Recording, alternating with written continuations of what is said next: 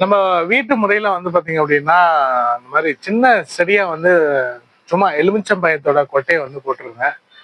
நம்ம வீட்டு தோட்டத்துல வந்து பாத்தீங்கன்னா, இந்த மாதிரி எலுமிச்சம் செடி வந்து பாத்தீங்கன்னா வந்திருக்குங்க. ஸோ நிறைய வந்து காய்ச்சல் காய்கள் வந்து காய்ச்சிருக்கு. ஸோ இதை பத்தியான பதிவு தான் இந்த காணொலியில நம்ம பார்க்க போறோம். வீட்டு முறையில நம்ம எலுமிச்சம் செடியை வளர்க்கறதுனால ஒரு பெரிய ஒரு அட்வான்டேஜஸ் இருக்குங்க. பொதுவாகவே இந்த எலுமிச்சம் செடி வந்து பாத்தீங்க அப்படின்னா காத்துல இருக்கக்கூடிய கார்பன் டை ஆக்சைடை உறிஞ்சிக்கிட்டு சுத்தமான ஆக்சிஜனை நமக்கு வந்து பாத்தீங்கன்னா கொடுக்கும். அது மூலயமா நம்ம சுவாசிக்கிறதுக்கு சுத்தமான காத்து நமக்கு கிடைக்குதுங்க.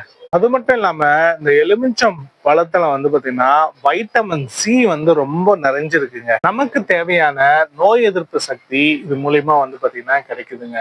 அதே மாதிரி உடல் பருமன் அதிகமா இருக்கிறவங்க வந்து பாத்தீங்க அப்படின்னா வெந்நீர்ல வந்து இந்த எலுமிச்சை சாறு போட்டு குடிச்சு வந்தாங்கன்னா உடல்ல இருக்கக்கூடிய தேவையில்லாத கொழுப்புகளை கரைக்கக்கூடிய தன்மை இந்த எலுமிச்சம் பழத்துக்கு வந்து பாத்தீங்கன்னா இருக்குங்க.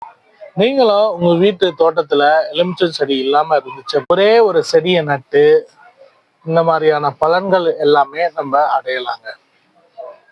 வீடியோ பிடிச்சிருந்தா லைக் பண்ணுங்க, மறக்காம நம்ம சேனலை சப்ஸ்கிரைப் பண்ணுங்க.